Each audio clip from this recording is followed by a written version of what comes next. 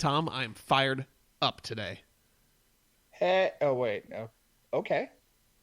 You're fired up. I can tell because we're not going through the traditional, hey type thing. So. Yeah, Tom, it's been 3 years, and I'm still pissed off. Oh no, I don't want you pissed off. I don't want you in a bad mood when you do this podcast. Well, we're recording this on Thursday, July 4th. So happy 4th of July. It's Thursday. That's right. Oh, God. It is. Yes.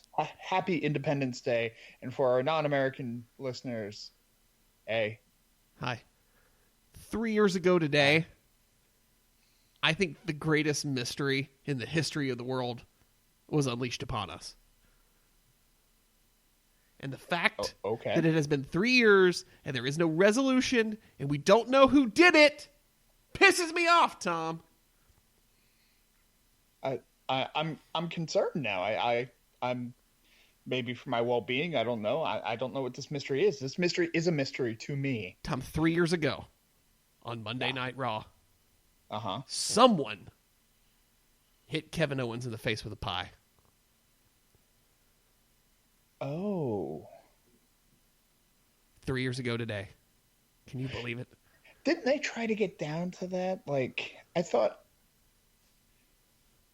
no idea. Somebody had done the research and no one knows, Tom. Somewhat recently, but it's been 3 years, and there has been no hashtag justice for Kevin. I mean, and I feel bad too because, like, you know, he was 3 days removed from Canada Day. Oh, it makes it even worse. I never put it in that context. I'm not even just fired up. I'm freaking livid, Tom. It's not fair. It's not fair that on America's birthday that happens. And it's been 3 years. We can go spend billions of dollars to parade out tanks, but we can't spend billions of dollars to find out who hit Kevin Owens in the face with a pie. And understand, America is 2019 years old now. Yes, in the year of our Lord. Yes. AD. I just need to get that off my chest. We don't have time during this episode of the Cheaters Never Pin podcast to solve the mystery of who hit Kevin Owens with a pie 3 years ago. No, we need whiteboards and, like, yarn and everything like that. Push pins. Yes. Yeah. I don't know if you've ever... I know you've been to my place. I don't know if you've ever seen the wall behind the headboard of my bed. If you slide it out, I've got it hanging up there. I wisely have not entered your bedroom. It's a good decision. Yeah. I can't. We're just going to plow through. So today... Much like me walking up the... Much like me walking up the stairs to the Delta Club as Joel McHale comes down those same stairs, just put your head down and maintain. Yeah. And don't acknowledge. Right. But we will acknowledge Monday Night Raw was real different this week. Yeah. In that I watched it. Ooh. SmackDown. That was different. SmackDown was a little different. It wasn't that much different because I didn't watch that. There you go. And then Fyter Fest happened. I meant to watch it. Hey, it was pretty good. I still can. I did watch parts of it, and I just yeah. And then but we'll get to that. We'll get to that. But before we get to any of that, Tom, you got to do me a real big American solid here. Wave that flag. Ring that bell for me, buddy. Will do. You're listening to the Cheaters Never Pin podcast, a proud part of the Section 328 network, bringing you all the best in wrestling from WWE, New Japan, and beyond. Now, live from ringside, it's Mr. Workrate and JC. Oh, buddies! It's the Cheaters Never Pin podcast.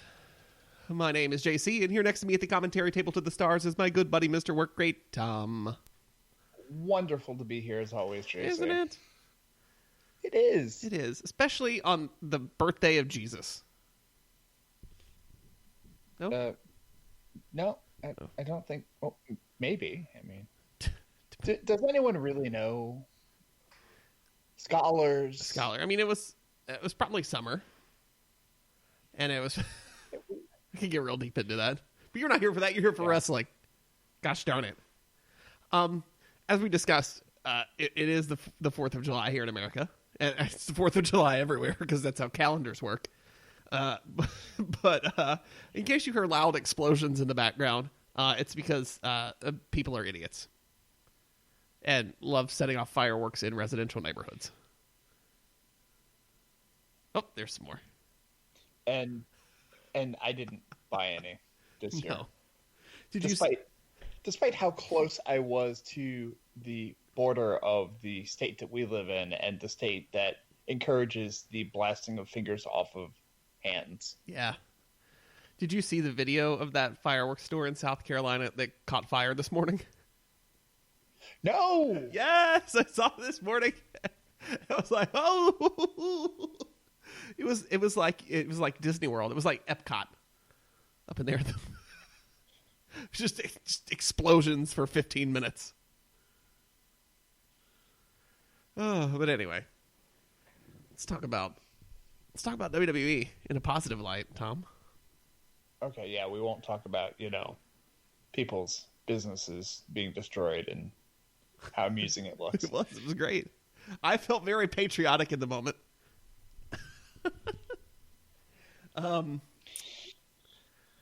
Wow, man, I don't even know where to begin. I don't even know where to begin with Monday Night Raw, and how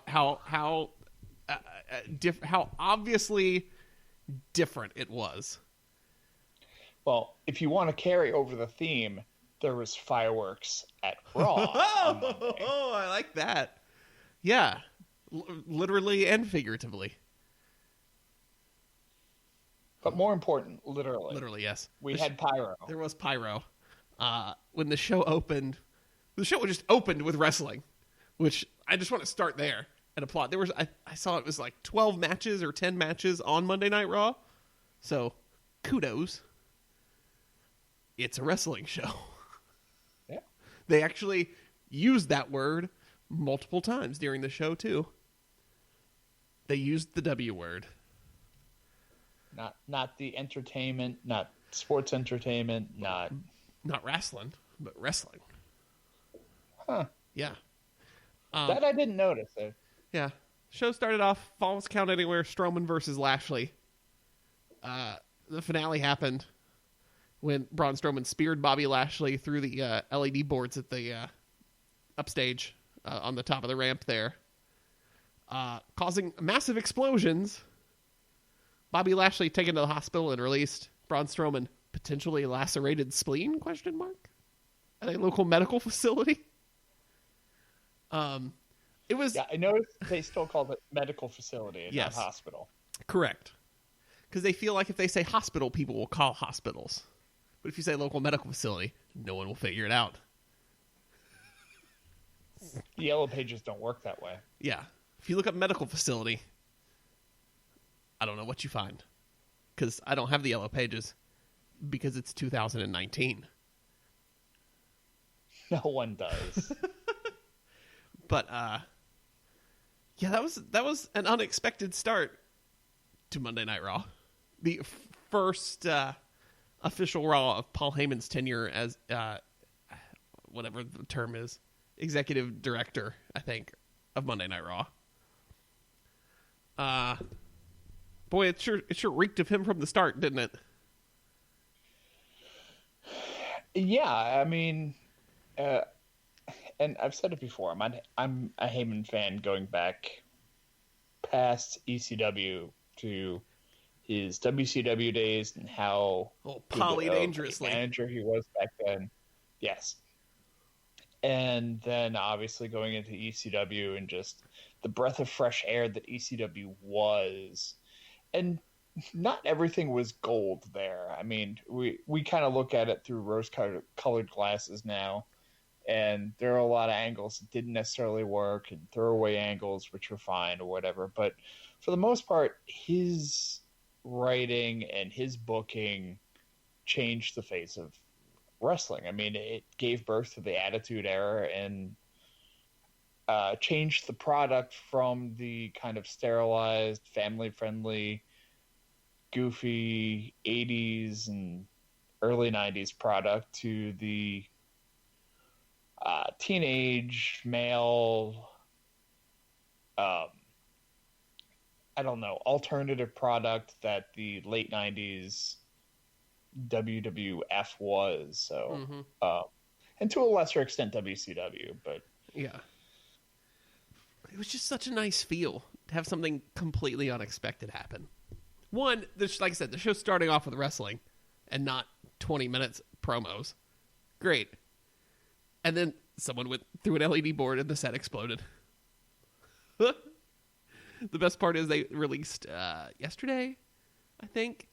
Like the video, was totally unexpected. So there was a camera behind the LED board recording what was happening. And they're like panning after they break through, and you can see in the background the guy like smashing the buttons to set the pyro off. It did make me laugh. I was like, oh. I also loved all the science fiction tech that they had set up there. It's supposed to be like, I guess their idea was like, this is the stuff that powers the LED boards, and it were like knobs and gauges and things. I was like, I don't think you know how LED boards work. But that was cool. It's science. Yeah, it's magic, space magic. Also, we had the magical. Speaking of space magic, Maria and Mike Kanellis showed up, confronting Bailey and Seth. Thank God, because they were in the middle of maybe one of the worst promos I've seen in months. Yeah, that was it went past awkward to pure cringe. Oh, yeah. Tom, I don't know if you, by the way, I don't know if you know this. Seth and Becky are in a relationship. I hadn't heard. Okay. How would one know this? I mean, I don't. It's hard to say. Any of their social media outlets or Michael Cole screaming it 3,500 times in an hour on Monday Night Raw, but they're interrupted by Mike and Maria Kanellis, who are like, "All right, you're not the first couple. We are." And then Maria goes, "So I'm gonna bring my bitch. You bring yours." We said bitch at 9 something, which I don't know how we forgot this. After that was in the 9 o'clock hour. In the 8 o'clock hour, 8:10, 8:12, totally unedited, which is how you know it was scripted into the show, because the show runs on a delay, and they could have taken it out. After Strowman spears Lashley through the screen, you as clear as day hear Corey Graves go, "Holy shit."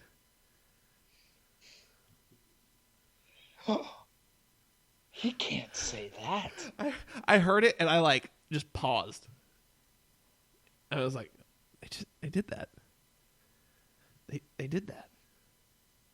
So, anyway, that whole segment going through the later on, and I don't know how I feel about it necessarily, but they tried to play, and I guess it's especially with Strowman in the past, how things would happen with him, and they kind of would make it almost cartoony, like, oh, Strowman just fell off a building and he's okay, or things like that. Or like this, it's like Heyman decided, all right, we need to turn up the realism a little bit. And so you had Corey Graves drop that. You had the constant, seriousness after the fact. It wasn't a thing of, a year ago, had that happened, we wouldn't have been talking about the damage. We would have been talking about, look at Braun Strowman, how strong he is. But now it's like, oh God, I hope they're okay. Yeah. You know what's different when they made sure that Braun Strowman did not drive back in an ambulance at the end of the night. Right. I mean, and it started to almost get close to the Owen Hart voice, but it didn't get there. Yeah. That's true. And I'm okay with that, but I mean, it's, show concern without trying to imply that, God damn it, this is a shoot. Right.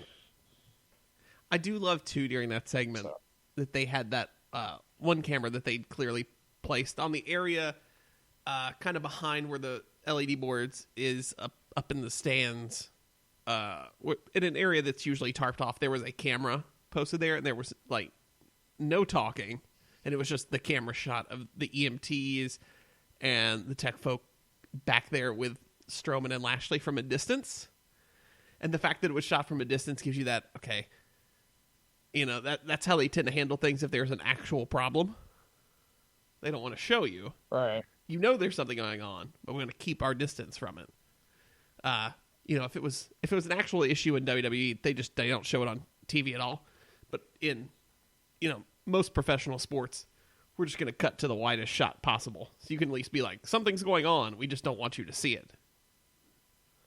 And I don't know if they're going to try to do this. I like the concept of maybe not having that perfect camera shot every time. Yeah. It seems like they are trying new things. They didn't do it this week on SmackDown, but last week, having the cameraman on the apron a lot during matches, I thought was different and kind of nice. And it took me. It took me like an hour of that show to realize it was happening. And then I was like, oh yeah, he must be up on the apron. And because it just felt like you were in the action, so it didn't even like click in your head that this is a new camera angle and this is, a new production choice, because it kept you engaged with what was going on. Right. I mean, I like the idea of having different angles and things like that, or trying new things. Again, I kind of like the idea of being able to help me suspend my disbelief a little bit easier than it normally is. So, like, in the case you had mentioned before about how, like, when he got speared through the LED, how there just happened to be a camera right there. Like, maybe you don't have the perfect angle. Yeah. I mean, we try to put so much effort into not, like, having that second camera catching, say, finishing moves or big wrestling moves, so that the first camera doesn't catch them initially just in case they get botched. Right. So that you have the tremendous move that goes to the outside or something like that. The first camera completely misses it, but the second camera is right there just to make sure that it was a good move and we actually want to do the replay. Right. I mean, to me, all this goes back to, like, adding that element of realism back to it, right? And putting, not that the wall of kayfabe, the fourth wall of professional wrestling, will never be rebuilt, and that's fine.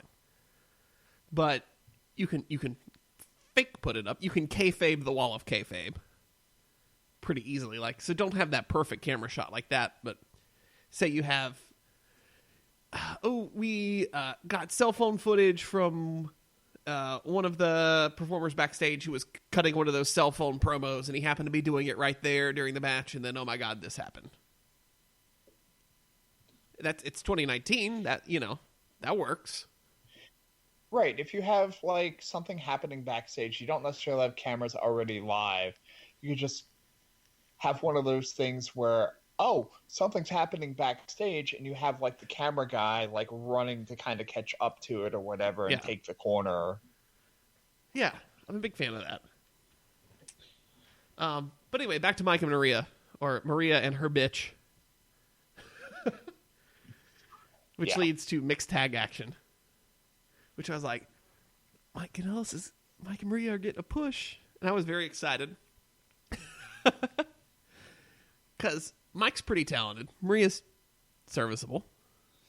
Right? Like, she also, I don't mind having her on camera on my television. That's kind of her main That's her thing. value. So At least it was her thing. yeah. Until she finally gets tagged, or I guess Becky gets tagged in, so Maria has to come in. At which point she grabs a mic and announces she's pregnant, which is a shoot, brother. So Becky grabs Mike and just pins him. Apparently that's legal. I don't know. And then Maria cuts this entire giant promo about how Mike must not. No, wait. Oh, did I miss something? Wait, he didn't get pinned. He tapped. That's right. He did get put in the disarmor. You're right. That is correct. That I would not have corrected that, but I think it is an important piece in the story. More to what you're about to bring up. Right. Maria grabs a mic and cuts an entire promo about how Mike apparently isn't man enough to do anything. He's not man enough to be her husband, and he certainly wasn't man enough to impregnate her. If she needed a man to impregnate her, she'd go get Becky. I was like, what's happening? Why is there a cuckold angle being shot on Monday Night Raw right now? And also I could hear people rapidly start to begin to type into Tumblr their Maria Becky fanfic. Yeah. You could hear it. I mean, and I'm in a hotel room in wherever the hell, Shelby, North Carolina. And it's where the car came this from. On in the background. Okay. And I'm sitting there and typing up something on my computer, and it's kind of in the background. And it threw me to see the Canellises. The Canelli. On my TV screen during Raw. It's like cannoli. You pluralize it with an I. So I see them on the screen, and then they go through this whole angle, and just the line about if she wanted to get pregnant, she'd have Becky do it. I'm like, I for a moment had forgotten that Paul Heyman was involved in this product, but my God, that reeks of Heyman. What was who was the I main... suddenly hear like Beulah McGillicuddy screaming that. Yeah. That's what I totally blanked on her name just now, but that's all I could think of. I was like, Beulah. It's like, that was absolutely the most Paul Heyman thing that happened on the entire show. Yeah. And I just kind of I was sitting on my couch just with my head kind of sideways like, this is happening. And I think it's one of those things that was so like, I don't even want to say shocking, right?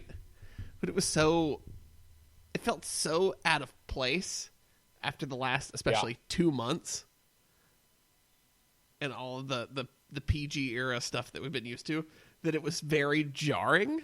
Just be like, we're actually having this discussion on TV. Okay.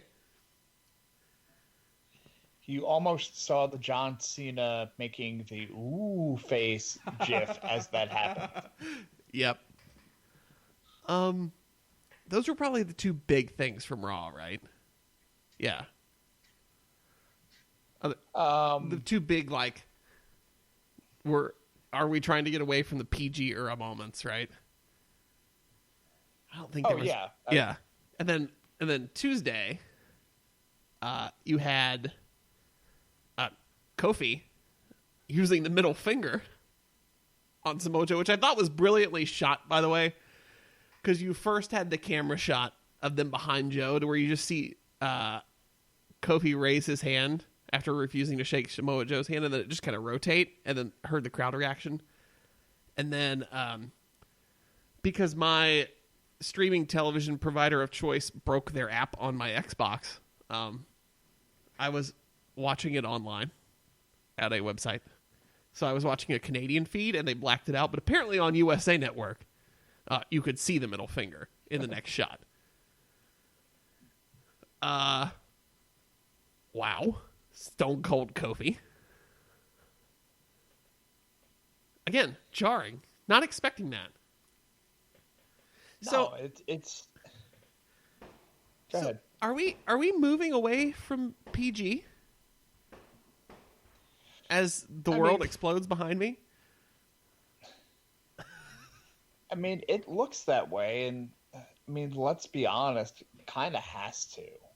I mean, the product has been getting stale. I mean, you see the average age of like a Raw or SmackDown viewers like 50 something or whatever. It's because and this isn't a whole millennials don't like whatever. It's not interesting. Yeah. And I think the important thing is they can move away from TV PG without going to the ridiculous crash TV format of Russo in the Attitude Era, right? Right. Like, they can be edgy and realistic without being gross and appalling and just awful. Yeah, the whole misogynistic, half naked. We're going to strip somebody naked later on this hour type angles that the Attitude Era had. No, we don't need to do that necessarily, but we do need to do something that's a little bit more grown up because, I mean, it is. You're pushing what is. I mean, and again, I guess it's a case of you have to turn around. You have to look at something like AEW that they're not necessarily even doing angles at this point, but they're drawing in a younger viewing audience because they have the interesting characters that some people know of, like the Bucks and Cody, that type of thing. But they've also got the product, and they have nothing basically to fall back on except for a little bit of that reputation for those handful of people that do know them. Yeah. WWE's been working off that reputation for a while now, and assuming that people already know kind of these characters and that type of thing, which with your average age of 50-something, they do already know those people because they're not getting new viewers in. They're getting the same viewers. Yeah. And that's why the viewing numbers are going down because you're not gaining any new viewers, but the viewers that have been watching regularly every week for, the last 20 years or whatever are starting to tune out and go, I don't need to watch this immediately anymore. Someone also made a really interesting point on Reddit that I was reading before we started recording. They've written a thread about, and everyone always talks about the wrestling business is very cyclical. Most businesses are, whether that's on a micro or a macro scale, whatever. But if you look at the way WWE's always kind of structured itself, it always kind of reinvents itself when its core fans come into their teenage years. So you look at the kids that grew up with Hogan, grew up, had children, and their children hit their young adult status during the Attitude Era. The kids that were born and are growing up in the Attitude Era now have their young adult children. Right. So it's time to edge the product again, right? And appeal to that. I don't know. It was a very interesting insight that I'd never kind of put into context because the core fans are always the core fans. Right. So, and that gets passed down. But, and that does get passed down through families and things like that because it's family tradition. What do we do on Monday night? We watch Raw. So now we're bringing them back into the fold. So I just thought that was a really interesting insight, especially, like I said, as much as everyone talks about wrestling being cyclical and this being the beginning of that new upswing and them getting in on it now, AEW and the other brands too kind of had beaten them to the punch with that. But now it's their turn to kind of join in and appeal to that young adult audience for the next, 3-4 years. Then they can tone it back down again for 5-6 years, and then they ramp it back up again. But I mean, it is that cycle. That this is that third cycle seemingly, because okay, I mean, I can point to my generations as I go along, because I was a kid in grade school in the Hogan era.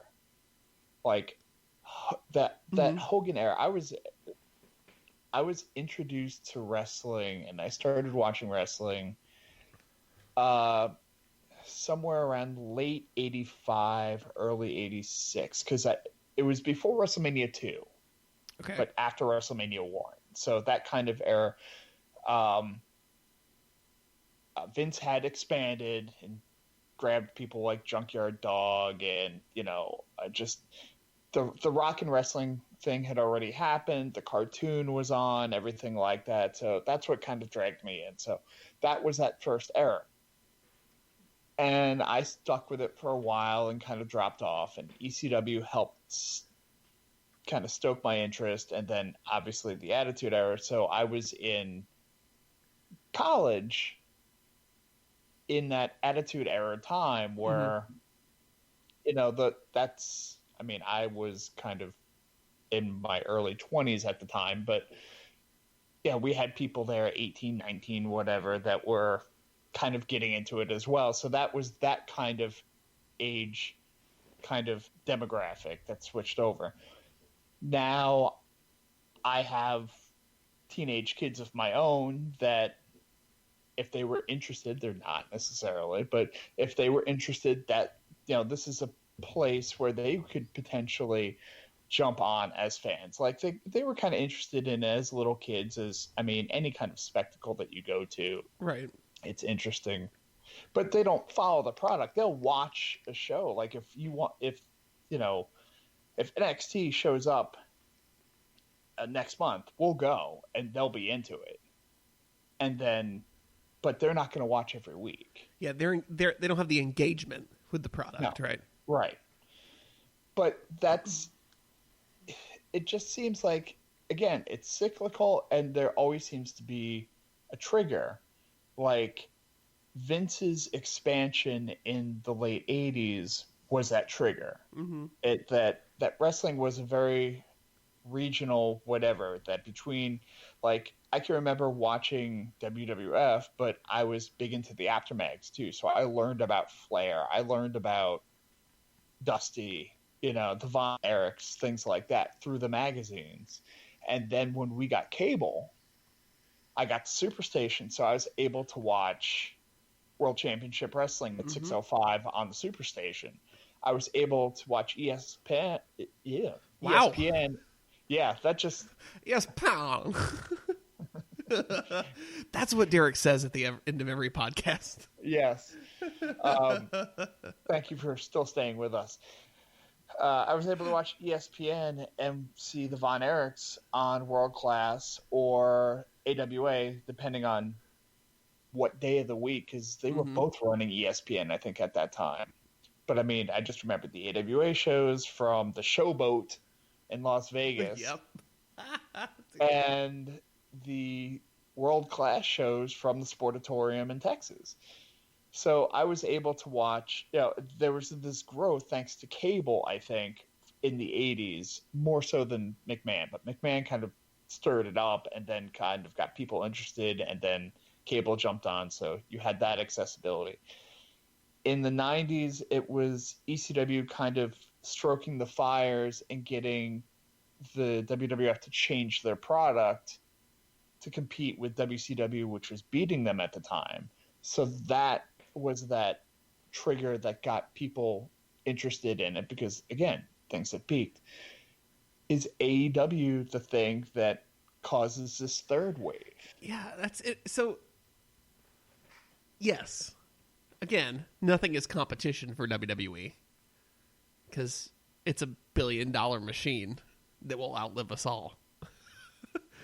But I think more importantly, you put it into the context with a technological change around it, right?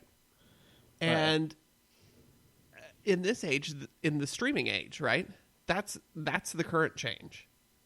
So while cable brought WWE to the masses, it also brought, like you said, AWA and WCW and whoever else was on one of the 30 channels, right? Right. Well, now with streaming, you've got the Independent Wrestling Network. So you've got Uncharted Territory, the Beyond show, right? That's been huge as of late. You've got Progress, right? That's how they gain a big U.S. following. You've got Impact moving to Twitch, right? And putting on decent shows as of late. You've got Ring of Honor, who's not putting on decent shows. Right.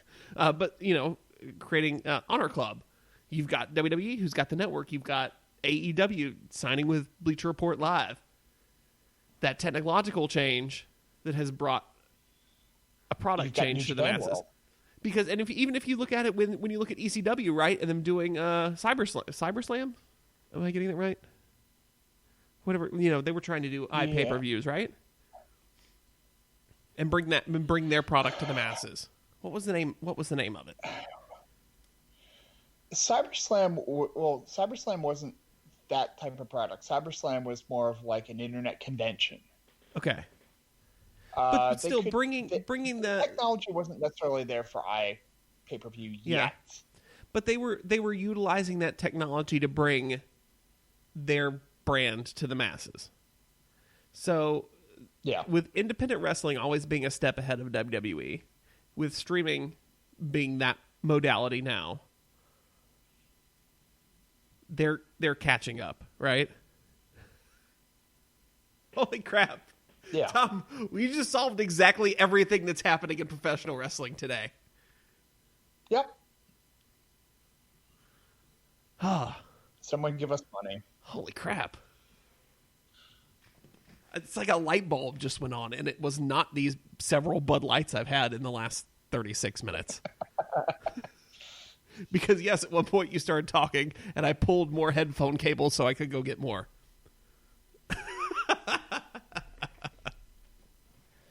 But, holy crap, yeah.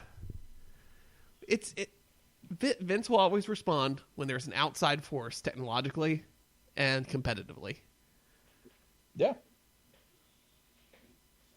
And that's what makes the product better. Strap in, kids. Here we go.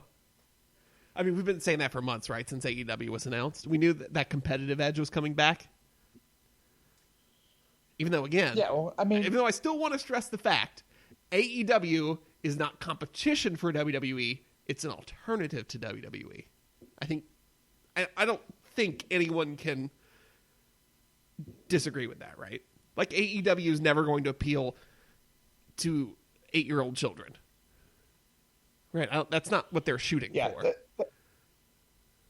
AEW is not getting, seen in Egypt. They don't want the Mattel deal, and they're not going to be doing Be a Star rallies and building 40 playgrounds whenever they have All Out every year, right? Right. So, but I think it's a better comparison because they're like, oh, well, they'll be their WCW. It's like, no, AEW will be their ECW because ECW was never, ever, ever going to compete with the WWF. So we're 15 years away from Cody doing commentary and being on creative. Yeah. Cool. I'm down with that. Which Vince will be 89 years old. And still eating steak wraps every day and sleeping 4 hours. God damn it. Blended. How do you do the Vince walk with a walker, though? I can't wait. Part of me is like, I want Vince that old and him still to be Mr. McMahon on television.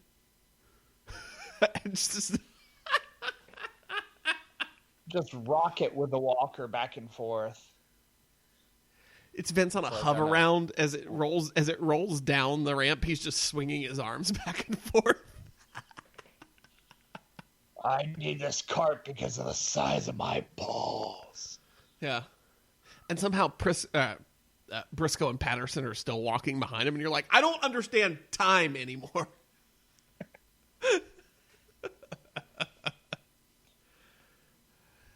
And Ric Flair's on his 39th Jack wife. Briscoe dies, but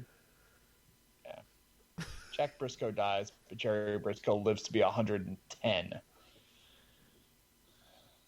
Yeah, that doesn't surprise me. I can. Yeah. Speaking of Briscoe, I finally watched from All In Weekend, and it's available on Fight for free, the roast of Bruce Pritchard. Watch it, it's free. The parts that the comedians they had coming into it, hilarious. Like guys who know how to actually roast people. Great. Right. The wrestlers that had coming up into it, not so great. Patterson and Briscoe take up what feels like 3.5 hours. I mean, it feels longer than a Hillbilly Jim Hall of Fame speech. And Patterson, he's talking for so much. Patterson wanders off at one point to go take a piss. And Briscoe tells the most long-winded story about this one time Pritchard farted. It's like this 30-minute story. What is happening? And Jerry's not the fastest talker to begin with. No, but it's like every stereotype of old man tells story playing out in real time. But it's if you have the Fight app, watch it. It's hilarious. It's a roast, so it's incredibly offensive. The best part is the comedian's you can crap on Bruce Pritchard because he's fat and he's had multiple heart attacks. Ha ha ha, there are the jokes. But Medusa's up on the dais. So every comedian that's coming up is just crapping on her for how old she looks and for sleeping with everyone and just all this. It's ridiculous. And everyone's making fun of X-Pac for, ripping his anus. I highly suggest it. If you get really bored and need to kill an hour and a half on this long holiday weekend, pull it up on the Fight app. Doing that right now. Yes, bookmark that. It's good. It's worth the watch. We touched on AEW, talking about it being one of the invisible hand pushing WWE, right? Right. Fyter Fest was this past Saturday. I thought it was a good show. I enjoyed it. It was, not quite to the level of Double or Nothing. No, I don't think anyone was expecting that. But there's two main things I want to touch on. Actually, there's three main things I want to touch on. Tom, did you see any of the buy-in, the pre-show? No. All right. So I've got two things from that to touch on.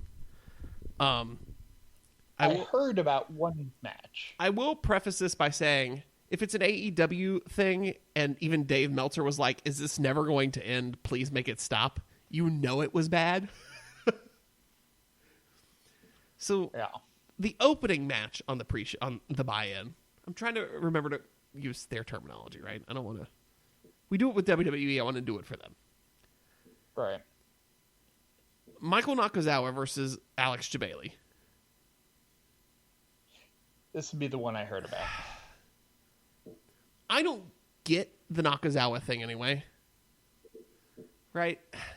He just comes out and covers himself in baby oil.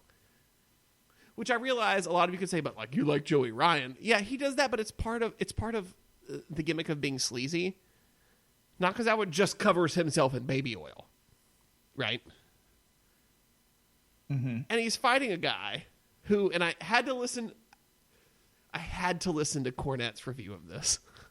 Because, by the way, if you haven't listened to Jim Cornette review any of the AEW shows, you can disagree with him all you want, because I do. Because he wants, the only thing he ever praises is Cody had a good match, a good American style match. That's great. But I had to agree with Cornette on the fact that Jabali is a mark for himself that was out there who had no business being out there and just looked like an idiot in a ring. And it ruins the credibility of the brand of AEW. You've got actual wrestlers. It's your second show. Why? And I realize you're doing this show with CEO, right? And this is CEO's CEO. And he is a huge mark. But do you need to let him be a mark for himself on national television? Right. It was just not good. The other thing, the librarian gimmick needs to die a fiery death. It just doesn't. It's dumb. It's dumb.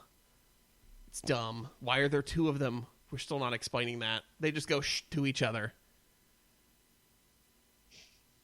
It's dumb. It feels so gimmicky and out of place. And I think maybe that's my problem with Nakazawa too. It feels so gimmicky and out of place in AEW that it just doesn't. And I love Leva Bates on a personal level, right? Like, I think she's great. I love that she's able to use her pop culture knowledge to run different gimmicks and different promotions, this and that and the other. She's not a great wrestler, and that also really showed in this match. Right. Especially against someone who is as actually good as Allie, since she ended up facing Allie since Kylie Ray wasn't there. It was just not good. This was not a good start to their second show. Like that was the most painful pre-show I've ever sat through. And I've watched every WWE. Wow. How many W's did I put in there? Every WWE pre-show in the network era I have seen start to finish. This is the worst one I've ever seen. Tom, comment. We had concerns. Well, I wouldn't say concerns, but I mean, it was just question marks in general because when AEW was formed under, the umbrella of the Bucks and Cody and Kenny and the Elite, I guess you could just say in general. Right. We knew that they had enough star power to bring in enough people, and they had the one show that they did that they used their star power in All In, which did well, for the most part across the board. Good show. Yeah. Standalone show. No angles or anything like that. It's a standalone show. It's like, okay, it's almost like when you put together a fundraiser card, you turn around and you go, okay, well, we're having this show. We have no storylines to go along with it. Just A versus B, that type of thing. They did shoot storylines for it on Being the Elite, which is a whole different issue I have with their product right now. But I'll come back to that. Go ahead. But I mean, for the most part, it kind of was standalone to kind of see and go, okay, well, we're just going into this to see matches, and they're fine. Then Double or Nothing comes, and again, for the most part, you're building a little bit of storyline, but for the most part, you're still building it around the matches. You don't have a weekly show like WWE has, so you're basing it more on the card itself and the personalities of the people that and the little things that are being done online, that type of thing. Mm-hmm. So everybody, all the fans of AEW, the people that swear by them, is just like, oh, it's going to be great. It's going to be great. It's going to be great. Look at this wrestling. It's going to be great. But we don't. The concern was, all right, well, yes, on a standalone show, they can put together a great standalone show. Are they going to be able to put together a week-to-week show that, like on TNT, that you're actually going to watch? Are they going to be able to have the writers and things like that to be able to... You can do the major storylines, like, Cody with somebody or the Bucks with somebody. That's fine. But with these second-tier people, being able to write things for them to keep the crowd interested instead of just waiting for the main event to happen, are they going to be able to do that? We don't know. And no one cared because it was like, I don't care. This is a new product and Cody's going to be there and the Bucks are going to be there. So it's okay. Yeah. we're starting to see now that this isn't going to be perfect. Which is a good thing. And because of the lack of shows that they've done, it's tough to be able to you're going to have these growing pains because you don't have the weekly shows so far that you're throwing out there that the fans can turn around and go, you know what, that was crap. Or to be able to see it in front of you to turn around and go, this isn't going to work. The fans aren't responding. Yeah. And go, okay, that's not going to work. We can work.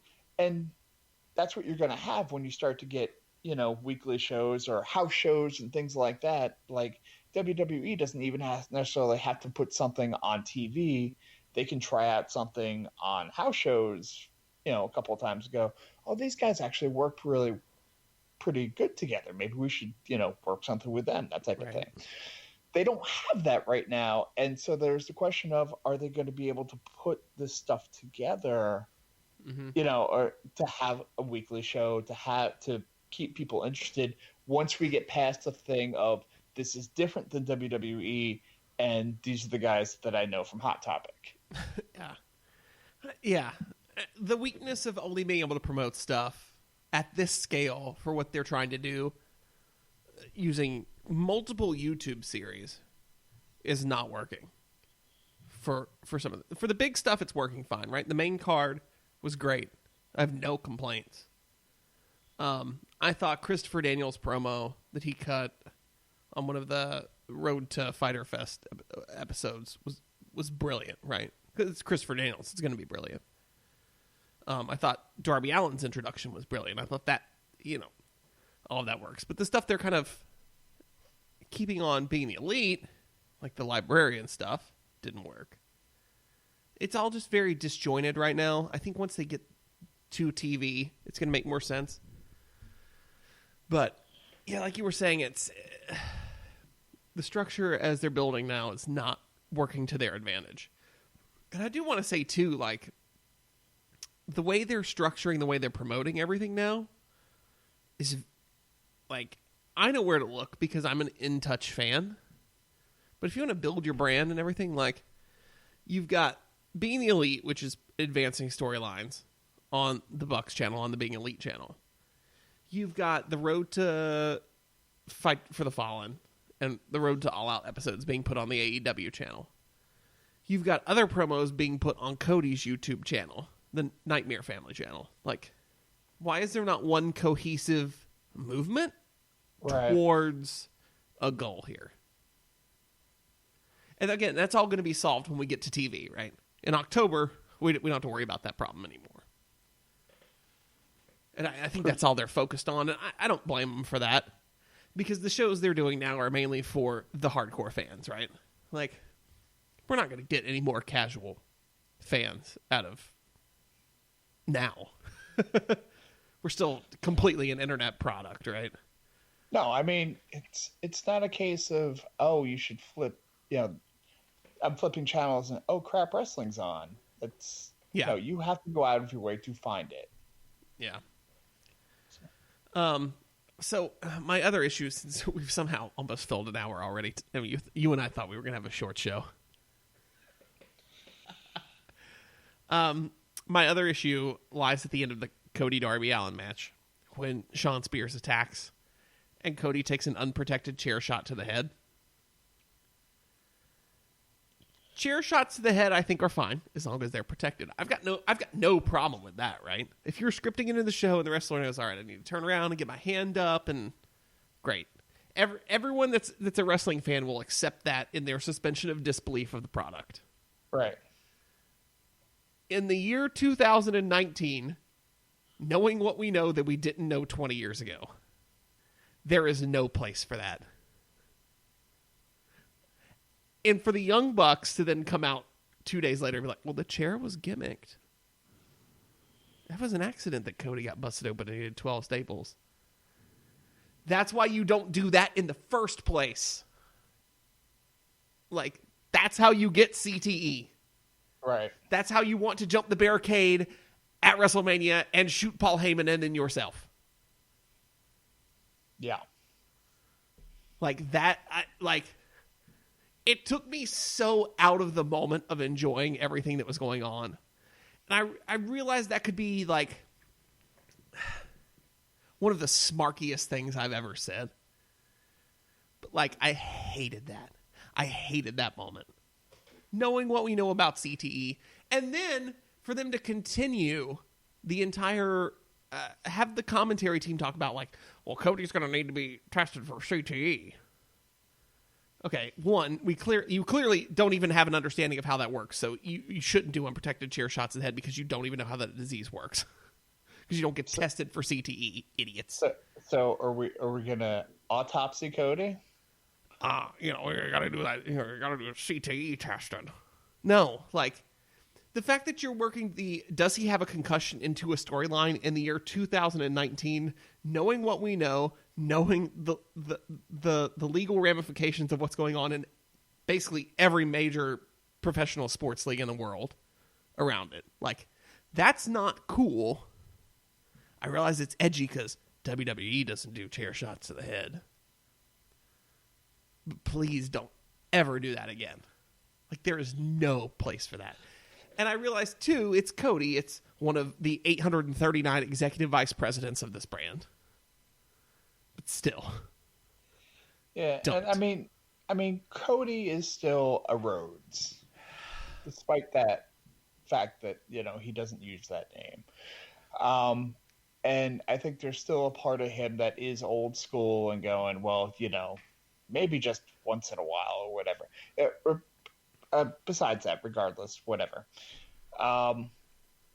It surprised me seeing that, mainly in the sense that AEW has been positioned by Cody and by the Bucks, by their management, I'll say, as being this tremendously woke organization. Right. We're going to make sure, I don't think they actually use the term union, but, everybody's got benefits, and which they've since backtracked on, by the way, I'd like to note. Well, concussions. And the women are going to get paid on, a proper scale, and just all these we know that this is what people bitch about on the internet, and we're going to make sure that, we're on top of it or whatever. And then to kind of fall back onto something that people are going to bitch about on the internet. And what kills me, you say people are going to... it goes both... You say people are going to bitch about it. The number of people who are like, yeah, WWE wouldn't do that. When I was watching that match live and I had the Reddit live thread open, which we all know Reddit is a cesspool, right? But it's a vocal cesspool, and to see the number of people who are like, oh, I'm so glad they did that. I'm like, what is wrong with you people? That's not cool. It's not acceptable. Knowing what we know now, again, I don't want to pass judgment on The Rock hitting Mick Foley with a chair in the head 12 times in the 90s. Like, okay, you knew he was going to get a concussion. Probably shouldn't have done it. But you didn't know the long-term lasting effects that we know now, right? Where one or two of those could be, a lifetime of not knowing who you are. But to do that now is it's appalling. I'm not mad. I'm just disappointed. Yeah. I think that's the best way to put it. Like, it really is. I mean, we joke about it, but it is. It's like, again, you're electing to... This isn't, a vicious attack that came completely out of nowhere. Cody knew it was going to happen. And stood there and took the chair shot. And my issue, too, with him being the one to do that, as the executive vice president, number 312 of that company, you're the one setting the standard to be like, if I'm going to do it, everyone should do it. Right? Yeah. And that's another part of my issue with it, is like, as leadership in that company, you should be like, this is something we're not doing. Right. I'm not doing it. You're not doing it. No one is doing it. Because wrestlers have that, all right, if you're going to do that, I'm going to top it mentality. It's just part of the business. And this leads to dangerous things. Or if you have a younger guy who's, just signed to the promotion, you're looking at that and going, well, if he did it, then, I need to step up. I can be like him. I can show them that, I not only will do that, I can do something more dangerous. Yeah. It was gross. I don't ever want to see it again. Like, even if when I'm on the network and I'm watching back old stuff, it makes me wince, but I have to put it in the context of, we didn't know. So, but now we know. Right? With that said, Moxley and Janela had maybe the most publicly acceptable form of the best publicly acceptable form death match I've ever seen. Yeah. It was the most stripped down death match of all time, but it was still great. It's funny because that was one of the things I turned it on to watch. Yeah. And you had your barbed wire. You had a little bit of blood, but not an excessive amount of blood. It was fine. I think I saw a GIF of Moxley getting thrown into the barbed wire, and I'm like, oh yeah, I got to see this to see what direction it's going to go in. And then I'm watching, and I'm like, oh, he took off his shoes and put his feet into Oh god, I cringed so hard. And then it's Janela, so he's legit gonna take it. And then he's sitting there with his feet up in the air so the camera can get the shot. Because Janela's and they're stuck in his feet, and I'm like, nope. Need to turn this off. Can't do it. And then as he's pulling him out, and you just see his feet bleeding. Oh, not a fun day Sunday at the Janela household. Yeah. And the chair wrapped in barbed wire that Janela still hit Moxley full speed in the back with. Yikes. Oh man. All of that being said, I still enjoyed Fyter Fest. I thought it was good. I'm looking forward to Fight for the Fallen. So yeah. Wrapping up quickly because we're over an hour already. Yeah. I think we can't not mention the death of Perro Aguayo this past week. Major figure in AAA. Yes. Yeah, no, I was just going to say, I don't have that much to add. I don't either. I'm not familiar. He was one of El Santo's last big rivals. So that kind of rub kind of gives you an idea of what kind of name he was. Yes. And he was just one of those guys that was always around and just such a major name in the wrestling industry in Mexico. Yeah. So. Yep. Preceded by in death by his son, El Hijo del Perro Aguayo, 4 years ago. Yeah. Crazy, man. It's one of those big names. Yeah. Again, I'm not familiar with his work because I'm not super in tune with Lucha. But, yeah. You tell the impact. You can. It's one of those names and you know what it means to the sport and the legacy of the sport. So, right. Never fun to report on that. But next week will be fun. Oh, because then we'll be getting ready for Extreme Rules, right? On the next episode, yes. We've got a mixed tag match. It's winner take all. Other things. Now, we're going to have a show that's called Extreme Rules, and Paul Heyman is technically involved, so... Oh, boy. Oh, no. I like how everyone's reaction online to Monday night was like, this must mean they're bringing in a new set. All right, just because Edge speared Rhino gored Edge, there we go. Rhino gored Edge through the SmackDown set that one time, and then the Fish showed up the next week, doesn't mean that every time someone gets speared through a set, they're building a new set. But maybe. Put that to bed now. It's not happening. I can guarantee you. I'll put money on that Monday night there's not a new set. I think they should just work with a broken set for like a month. That would be great. I would be all in for that. Oh, any parting thoughts, Tom? As we let these people get about their holiday weekend. No, I'm just gonna finish up this adult beverage, and I don't know. I guess I will throw out there. I haven't got a chance to sit down and watch all of it yet, but on the network, and you know how I love my '80s wrestling. I'm familiar. The Hidden Gems, always great. Please check out the Hidden Gems. But depending on your WWE Network operating system kind of thing, sometimes it can be a little bit difficult to navigate. Like, I have a Roku and I have a Amazon device, and they kind of run the Roku one is awful, a little bit more dated, yeah.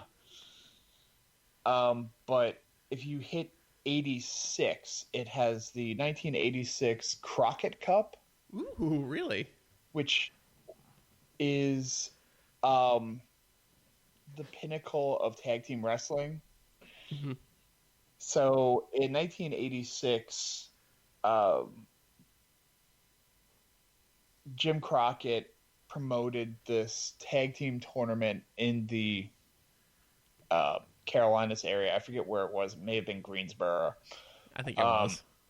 But pretty much it was a 2-day tournament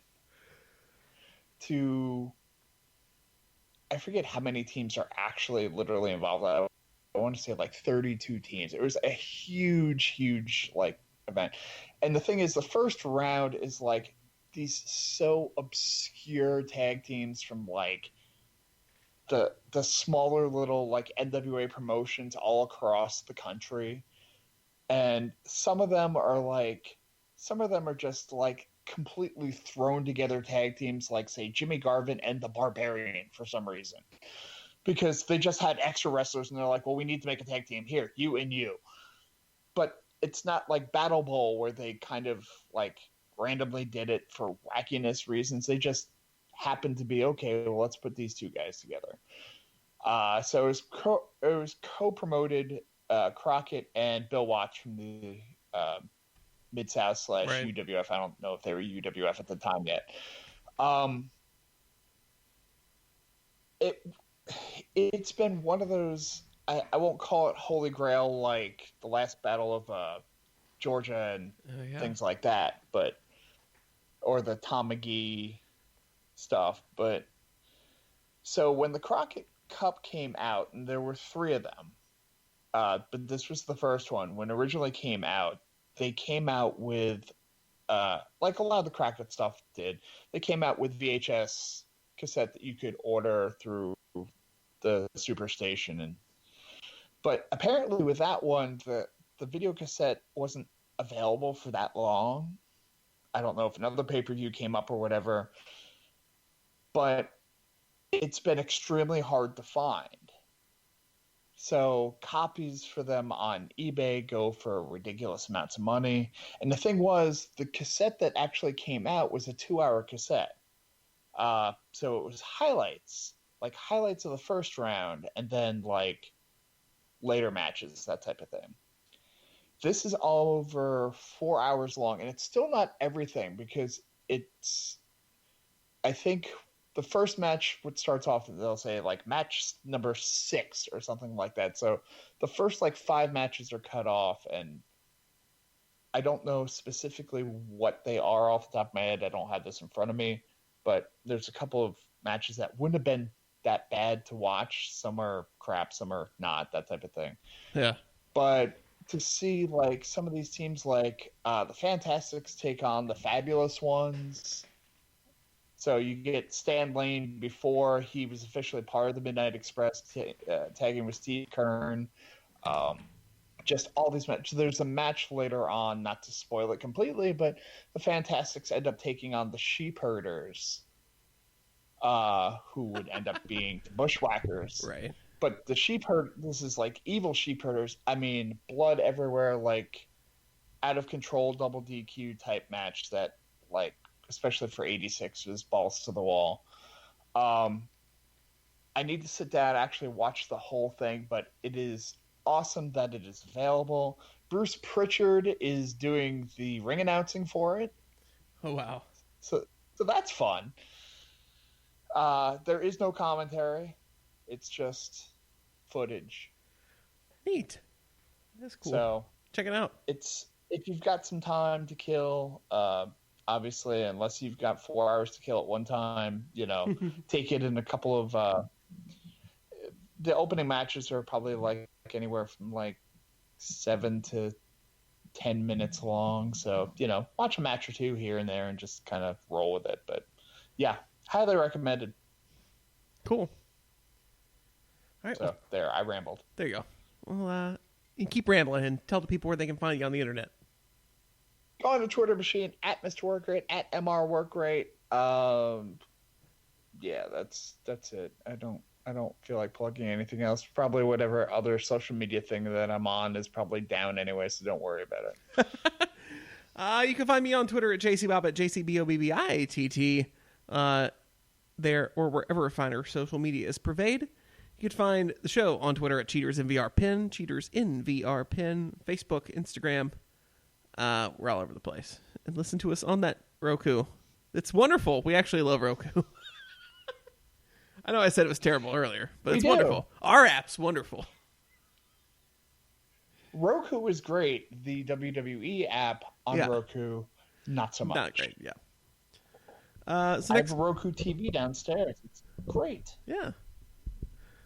Next week, you're fine. That's all right. Next week we'll be here getting you ready for Extreme Rules. Maybe a little Fight for the Fallen talk if anything comes to that, leading up to it, and whatever else happens in the world of professional wrestling. So, for both of us here at the Cheaters Never Pin podcast, we thank you for listening. Happy 4th of July. Even though you're listening to this and it's probably the 5th at least. But that's okay. We love you anyway. So my name's JC. I'm Tom. And we'll catch you on the flip side.